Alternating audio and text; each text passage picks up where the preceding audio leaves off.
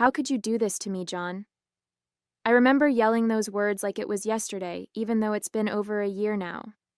I was 6 months pregnant, standing in the doorway of our living room, shaking with anger and disbelief. He just stood there, arms crossed, his face blank like I was the one causing a problem. That was the moment I realized everything I thought we had built together was a lie. My name is Melissa Harper. I'm 32 years old now, and I'm a single mom to my beautiful 1-year-old daughter, Emma.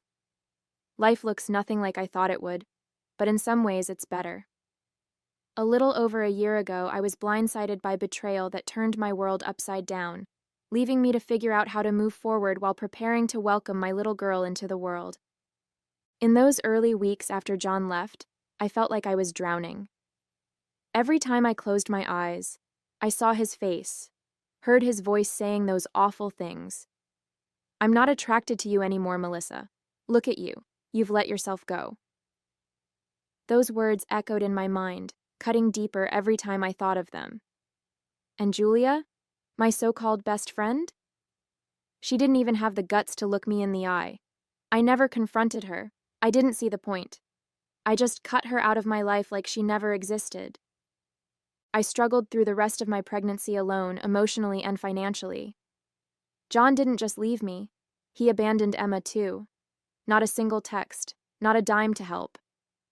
My mom tried her best to be there for me, but I could tell it broke her heart to see me like that. I put on a brave face for everyone, but at night, when the house was quiet, I'd cry until I was too exhausted to stay awake. It all started when my friend Karen showed up at my door, her face pale and her expression uneasy. I could tell something was wrong the second I saw her. "Melissa, I need to talk to you," she said as she stepped inside. She hesitated for a moment, like she was trying to find the right words. "I saw John today, with Julia. They were coming out of a hotel together. I didn't want to believe it, but they kissed. Right there in the hallway."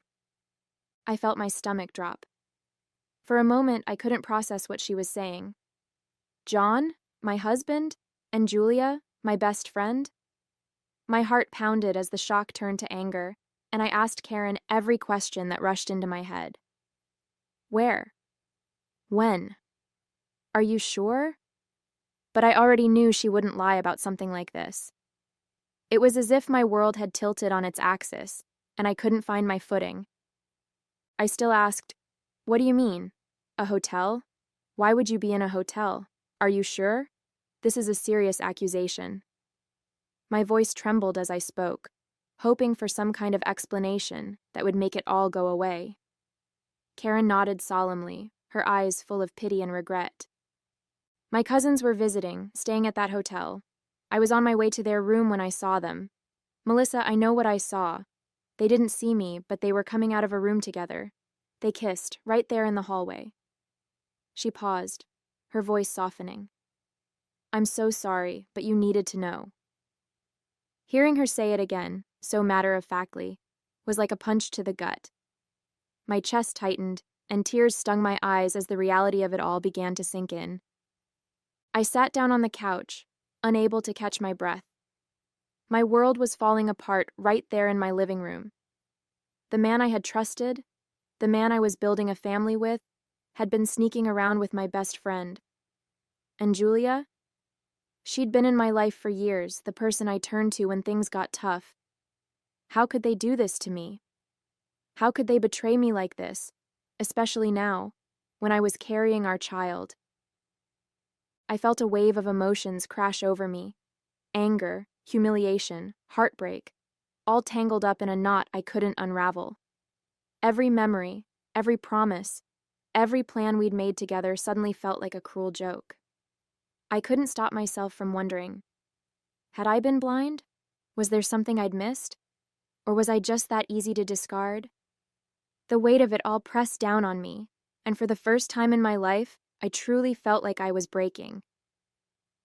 That night, I waited for John to come home, my stomach in knots and my heart pounding in my chest. When I heard his car in the driveway, I felt a surge of both anger and dread. He walked in like it was any other day, setting his keys on the counter and loosening his tie. I didn't even let him get past the kitchen. How long has it been, John? I asked, my voice trembling but steady. He looked up, confused, and then his expression hardened. What are you talking about? He said, feigning ignorance. Don't play games with me, I snapped. Karen saw you, at the hotel, with Julia. Now tell me the truth. His face twisted into a scowl and he scoffed. Karen? That woman's nuts. She probably misunderstood something. Melissa, you're letting your imagination run wild. There's nothing going on. But his tone was defensive, and his refusal to meet my eyes told me all I needed to know. I clenched my fists, feeling my anger rise with every word he said. Don't you dare lie to me, John, I shouted, my voice breaking. Karen isn't nuts, and you know it. She saw you, with Julia, leaving a hotel room. She saw you kiss her, so don't stand there and insult my intelligence. He threw his hands up in frustration, pacing the room like he was the one being wronged. Melissa, you're blowing this out of proportion, he snapped. Karen probably saw something innocent and twisted it in her head. Julia and I are just friends, that's all. But his excuses sounded pathetic, and the more he talked, the more I could see the guilt written all over his face. It was like he was trying to talk himself out of the hole he'd already dug. As he continued spewing his excuses, I felt a sudden flutter in my stomach. Emma. She moved, as if reminding me she was there, a tiny life depending on me in the middle of all this chaos. For a second, the anger was replaced by a wave of sadness so heavy it nearly crushed me. How could he do this to us? To her? I put my hand on my belly instinctively, trying to steady myself. Do you even care about us, John? I asked, my voice quieter but laced with heartbreak. Do you care about your daughter? She's in here and she can feel this. Feel me falling apart because of you. His eyes flicked to my belly for a brief moment, but instead of softening, his face stayed cold and unreadable. This isn't about the baby, he said flatly.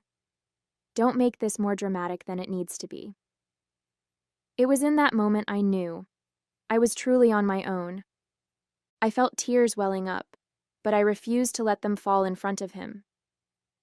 More dramatic? I repeated, my voice trembling with disbelief. I'm 6 months pregnant, John. 6 months. And you're telling me it's not dramatic that you're sneaking around with my best friend? That you've destroyed our family before our daughter even has a chance to be born? My voice rose with every word, my heartbreak morphing into a fiery rage I couldn't hold back anymore. John sighed as if he was the one being inconvenienced. Melissa, you're blowing this out of proportion, he said, shaking his head. Julia and it just happened, okay? I can't help how I feel.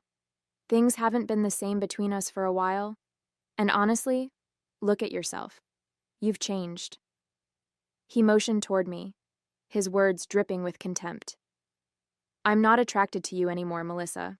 I'm sorry, but it's the truth. John scoffed, shaking his head like I was wasting his time. God, Melissa, do you even hear yourself? He snapped, his voice ice cold.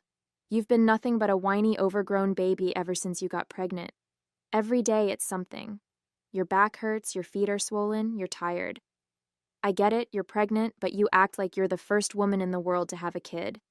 It's pathetic. He looked me up and down, his expression twisting into disgust. And don't even get me started on how you look, he said, his voice dropping to a cruel sneer. You're massive. Honestly, Melissa, you're starting to look like a damn elephant waddling around here. It's embarrassing. You don't even try to look decent anymore. It's just sweatpants and your greasy hair tied up in that ugly bun. Julia? She's gorgeous. She actually takes care of herself and she's fun to be around. You're just a moody, needy mess, and I'm tired of pretending otherwise. He stared at me, his words hanging in the air like poison, and I felt my entire body go numb. I stood there, frozen, unable to find the words. How could he be so cruel? I had braced myself for denial, for excuses, but not for this. The man who had once promised to love me, who I thought was my partner, was standing in front of me, tearing me apart piece by piece. It wasn't enough that he had betrayed me. that he had thrown away our marriage and our family for my best friend.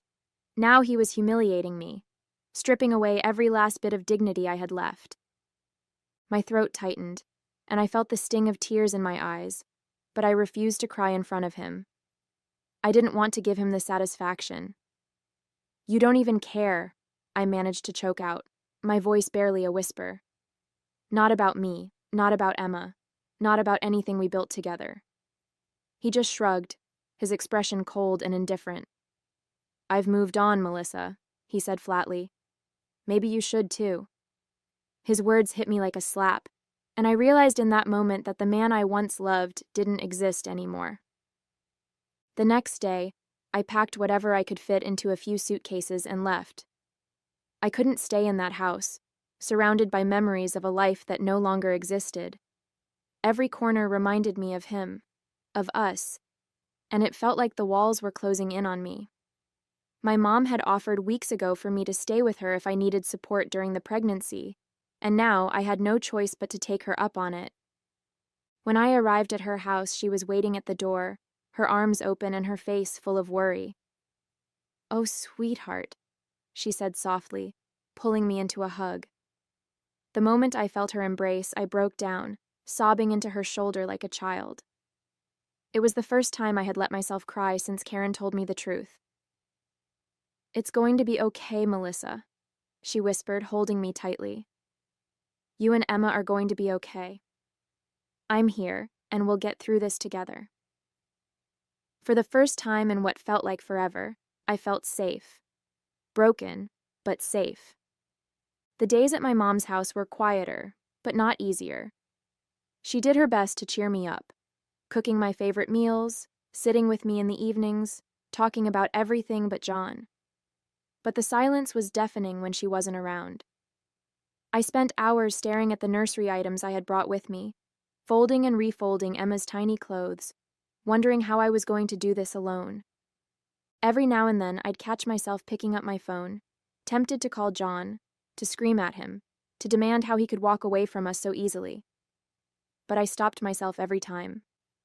What was the point? He made it clear who he was, what he cared about, and it wasn't me or his daughter. Instead, I put all my focus on Emma, reminding myself that she was the reason I had to stay strong. For her, I couldn't let him destroy me. After a few weeks, it was like John had vanished from my life entirely. No calls, no texts, no questions about the baby, nothing. It was as if he had erased us from his world, like we had never existed to him. At first, I checked my phone obsessively, half hoping, half dreading that he might reach out, but there was nothing. Eventually, I stopped checking. I told myself it was better this way. No reminders, no lingering false hopes, just silence. It was strange, though. The man who had been such a constant presence in my life for years now felt like a ghost. When I moved into my mom's house, I packed away every photo of him, every trace of him from my old life, and tucked them into a box I shoved into the back of the closet. Sometimes I'd catch myself thinking about him, not in longing, but in disbelief. How could someone just disappear from their own child's life before it had even begun? It was like John had never existed, but his absence was loud and it echoed in every moment I was left to face alone. Months passed, each one harder than the last.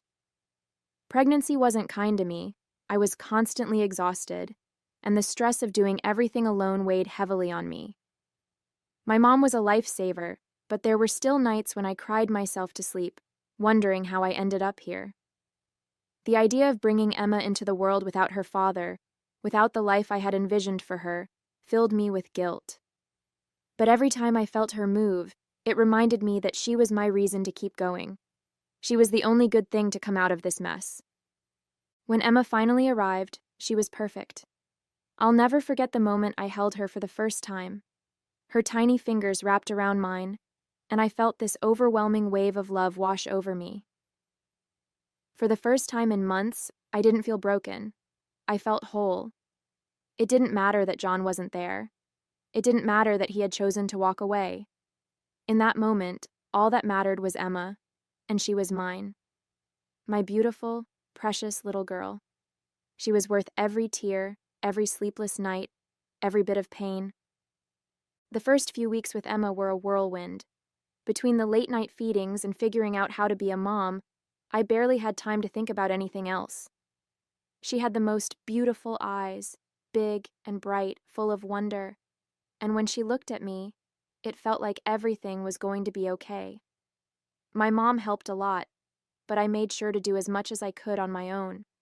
I wanted to prove to myself, and maybe even to John, though he was long gone, that I could do this without him. Still, there were moments when the loneliness crept in. I'd see dads doting on their kids at the grocery store or hear friends talk about their partners helping with nighttime feeds, and it stung.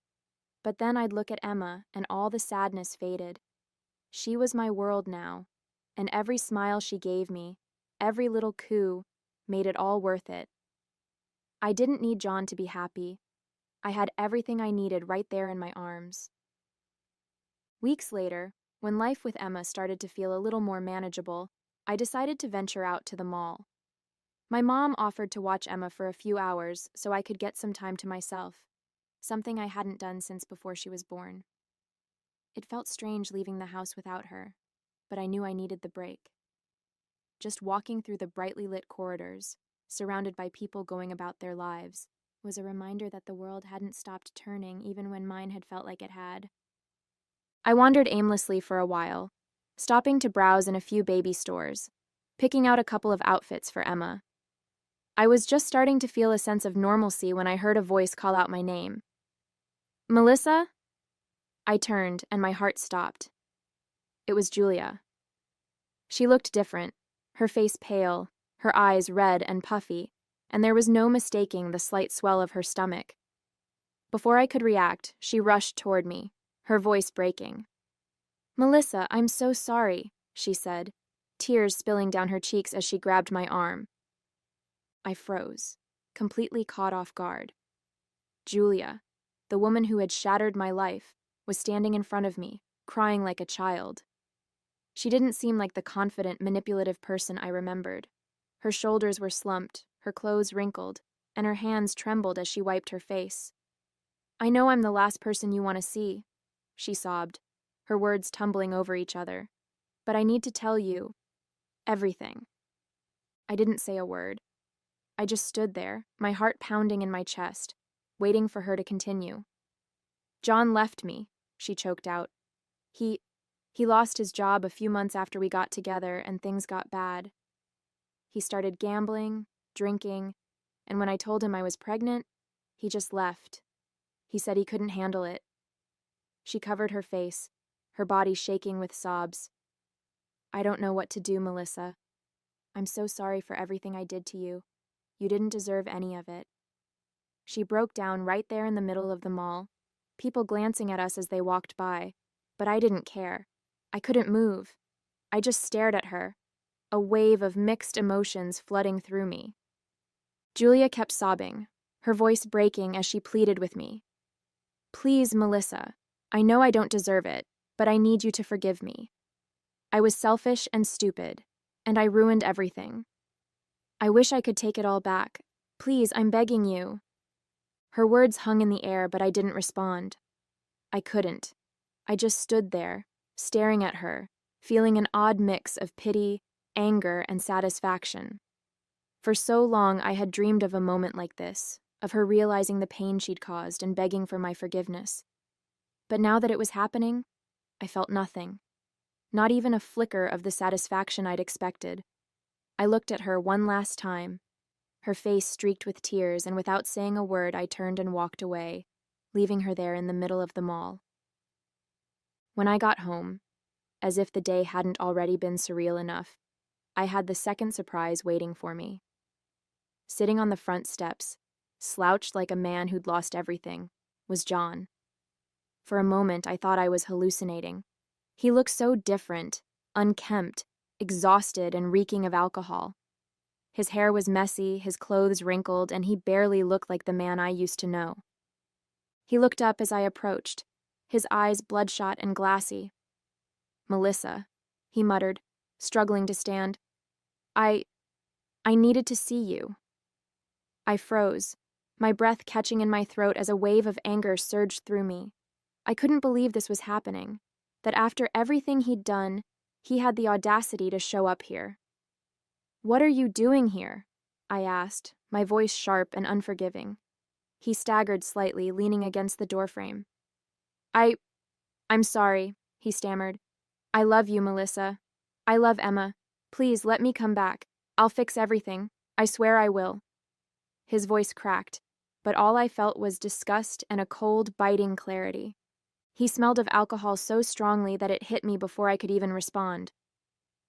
"Sorry?" I repeated, my voice thick with disbelief. "You're sorry? You left me, left us, without a second thought, and now you're here smelling like a bar, talking about feeling sorry and loving us?" John ran a hand through his messy hair, his shoulders slumping like the weight of the world was pressing down on him. "I know, Melissa," he said, his voice cracking. "I know I've screwed up. I've lost everything. You, Emma, my job, my money. I've been such an idiot, and I can't stop thinking about what I threw away. I love you. I love Emma. I do. Please, just give me a chance to make it right." For a moment, I just stared at him, my emotions a storm of anger, pity, and something I couldn't quite name. This was the man I had once built my world around, the father of my child, now reduced to this broken shell. "You love us?" I said, my voice trembling. "Where was that love when I was 6 months pregnant and you walked out on me?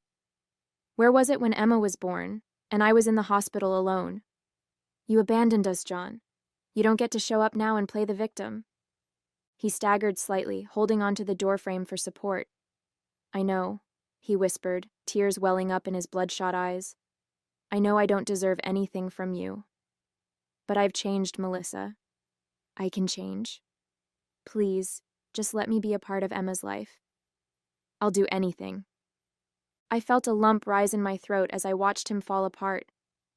A part of me wanted to believe him, to reach out and offer some kind of comfort to the man I had once loved so deeply. But the memory of all the pain he'd caused, all the nights I cried myself to sleep wondering how I would do this alone, kept me grounded. "No, John," I said finally, my voice steady but heavy with emotion. "You're not part of my life anymore. Emma and we're better off without you. You made your choice, and now you have to live with it." He broke down, his sobs quiet, but heart-wrenching, and for a brief moment, I felt sorry for him. But I knew I had to stay strong, for myself and for Emma. Without another word, I stepped past him, unlocked the door, and closed it behind me, leaving him outside in the dark. Inside, I leaned against the door, the weight of the day finally hitting me. In one day, both people who had nearly destroyed my life, John and Julia, had shown up, broken and ruined by their own choices. I didn't have to lift a finger for it to happen. They had done it to themselves, consumed by the same selfishness and deceit that had shattered my world over a year ago. I thought back to everything I'd been through, the betrayal, the heartbreak, the sleepless nights wondering how I would raise Emma on my own. Through it all, I had lived my life with dignity, focusing on my daughter and rebuilding my own sense of worth. And now, here I was, standing tall, while the people who once tore me down were left to face the wreckage of their actions. I climbed the stairs quietly and peeked into Emma's room. She was fast asleep, her tiny face peaceful and perfect in the soft glow of the nightlight. I leaned down and kissed her forehead, feeling a surge of gratitude and love. This was my life now, and it was going to be beautiful. Hey there! Did you like the story? If you did, don't forget to hit the like button and subscribe to the channel. It helps us a lot and makes sure you won't miss out on more great stories we share here. Thank you for watching, and we'll see you in the next one.